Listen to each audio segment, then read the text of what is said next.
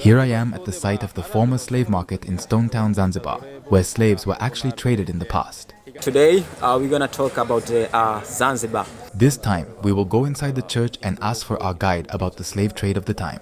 Zanzibar, only place where they selling and buy the human being and other commodities, it was here in the slave market in Stone Town.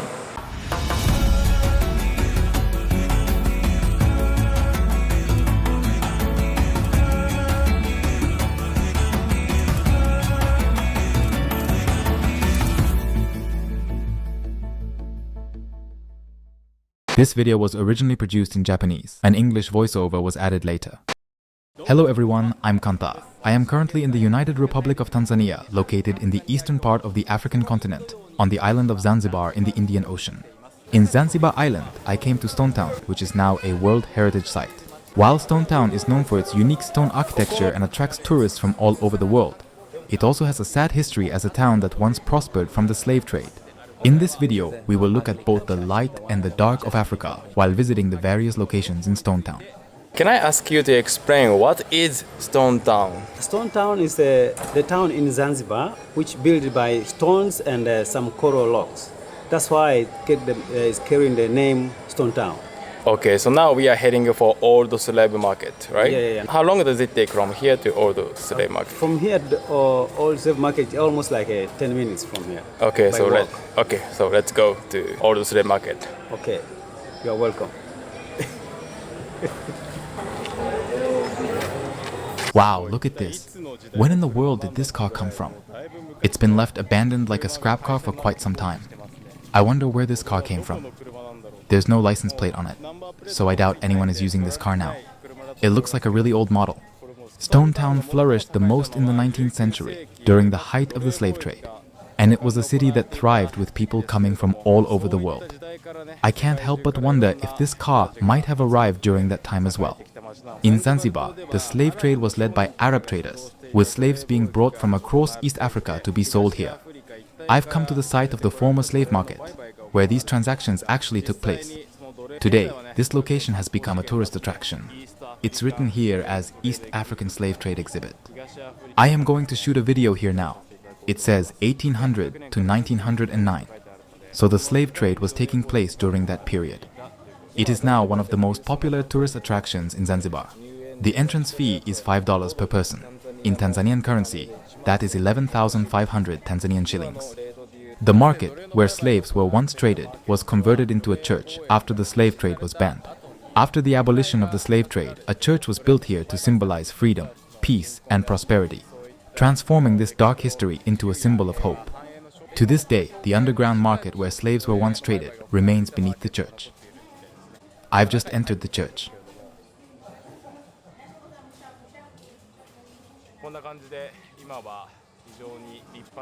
The name of the church is Anglican Church. Anglican Church. Okay. Anglican means it comes from Anglo. Yeah. Okay. Yeah. 僕がこれまで訪れてきたアフリカの多くの国々はキリスト教が主流でした。例えば隣国のウガンダという国。ここザンジバルに関しては住民の 98% がムスリム、つまりイスラム教を信仰する人々で、残りの 2% ですけれども、ザンジバルに関してはかつてペルシャの人々が統治をしていたり、その後にはポルトガルを経た後アラブの歴史的支配をされて的にはオマーンによって今でもザンジバル島のほとんどの支配をされてそういった時期2つしか教会がなくて、こことあともう一つの教会しかありません。一方でモスク、イスラム教の説であるモスクは120個以上。Konnichiwa! Hello, my name is Fahad and I'm going to be a guide of one of my friends from Japanese. And today we're going to talk about Zanzibar. First of all, I will say for everyone around the world, I would like to say welcome to Zanzibar. Zanzibar is the land of the black people, and this is from Persian. The real meaning of Zanzibar, it means the land of the black people. Zanzibar, there's a different rulers who rule in Zanzibar, and the first rulers, it was the people from Iran, Persian, and second Portuguese, and third is Oman Arab, and last British. So people from Iran, Persian, when they arrived Zanzibar, they saw black people, they live in Zanzibar. After to saw that black people, they called them Zanzibar. Zenji means the black people, Bar means the land. So Zanzibar, it means the land of the black people. Portuguese, they call it Zanzibar. Oman Arab, they call it Zanzibar. But the British, when they rule in Zanzibar, it was very difficult for them to pronounce Zanzibar. So they said Zanzibar. That's why nowadays we call it Zanzibar. But before, it was a Zanzibar. So when we say Zanzibar or Zanzibar, it means the land of the black people. Zanzibar is combination of the 52 islands. Among the 52 islands, there's a 2 island is big and 50 islands remain are small. So among the 2 islands is contain the population of Zanzibarian. In Zanzibar, we are 1.6 million. And the 50 islands remain are small and divided into 3 parts. There's some island for settlement. Some Zanzibarians live inside of the small island, and some is a private, have hotel, bungalow, and some islands are nothing inside. 98% of Zanzibar are Muslim. Only 2% is divided by the different, some Christian, some Hindu, and some non-religion. And the Zanzibar, it was under Arab up to the 1964. Also 1964, Zanzibar, they make a union between Tanganyika and Zanzibar.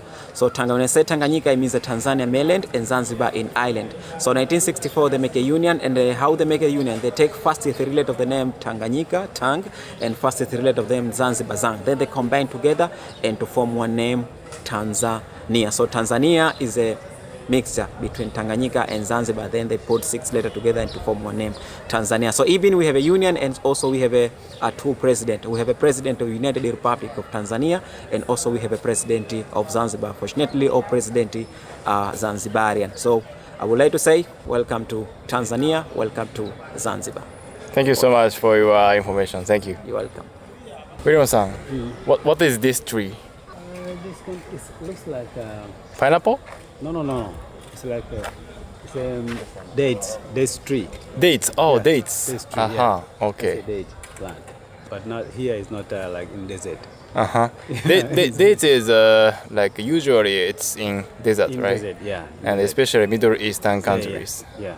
But So now here is desert. The dates come in Zanzibar. Historically, Arabic people bring dates to the island, right? Yeah. In Yeah, to Zanzibar. trade. Yeah, it's a lot. Yeah. Even now you can find the dates. It's a lot in the market there, but we don't have date plant, just like this. What you see here. This tree is called mukunazi in the local language, and it is a very large tree.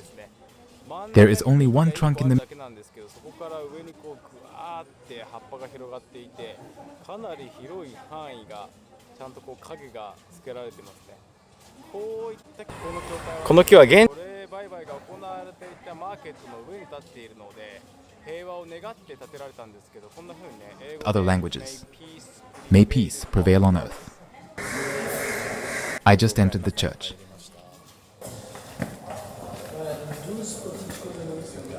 I'm feeling a great solemn atmosphere. This church is still in regular use today, and every Sunday Christians gather here to sing gospel songs. The first thing that catches my eyes is the stained glass. Zanzibar has long been a hub for trade across the Indian Ocean, which is why European, Middle Eastern and African cultures have blended together to create Swahili culture. This stained glass likely came from Europe as part of that cultural exchange. I think these glasses are from Europe.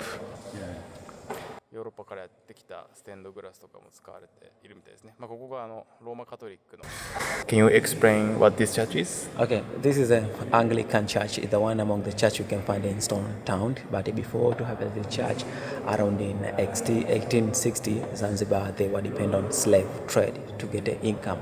So during the slave trade, this place they were used to sell and to buy the slave as other commodities. I mean the place there's a market of the slave trade. Where they get a slave they were getting mainland. Sultan 70, they were going the mainland like Congo, Uganda and other places to ambush the village. And also sometimes some family they sold their children or their neighborhood so as to get money. And then after to ambush this village or to take the village there, they bring to Bagamoyo. Then Bagamoyo one way to Zanzibar. And the Zanzibar only place where they selling and buy the human being and other commodities, it was here in the slave market in Stone Town. And then after to sold the slave, they were sending in other country like Oman and also Middle Africa. And then Middle Africa they sending in European and other country. Then there's one among the expert. His name is David Livingstone. David Livingstone, he's the one who loved Africa. He came to Africa to make a research with the River Nile. So after finish his research of the River Nile, he saw people who have a chain to their neck and also to their leg. Then he have a humanitarian heart and ask them where are those going. Then he followed them until Zanzibar. When he came to Zanzibar, he saw people who have to the market who have a chain and chain to their neck, and then they selling like other commodity. Then he wrote the letter to sending European to tell them what is going on in Zanzibar. There's a slave market, people they're selling human being. This is not good. This is not fair. Then people from the European they wrote a letter to sending Zanzibar so as to stop it, but it was very difficult for Zanzibar to stop it because Zanzibar they were dependent on slave to get income. So during the slave trade, there's one slave master. His name is Mohammed. By nickname, we call him Tipu. He's the one who controlled the slave trade in Zanzibar, and he gone to the mainland there to ambush the village like a Congo and other place to bring all the villagers here, and he increased the economy of Zanzibar because Zanzibar they were dependent on slave to get an income. They were dependent on slave to build their city to the side. They were dependent on slave to work on the spice. They were dependent on slave to work in the house. They were dependent on slave for everything. That's why they made the slave trade, and those are all around the world. Then they come in Zanzibar to buy the slave because Zanzibar it was a central marketing. People from the different country at that time they were coming Zanzibar to buy or to import and to export, to buy and sell their stuff. But David Livingstone, after so people wrote a different letter to sending European, then finally they stopped the slave trade around 1873.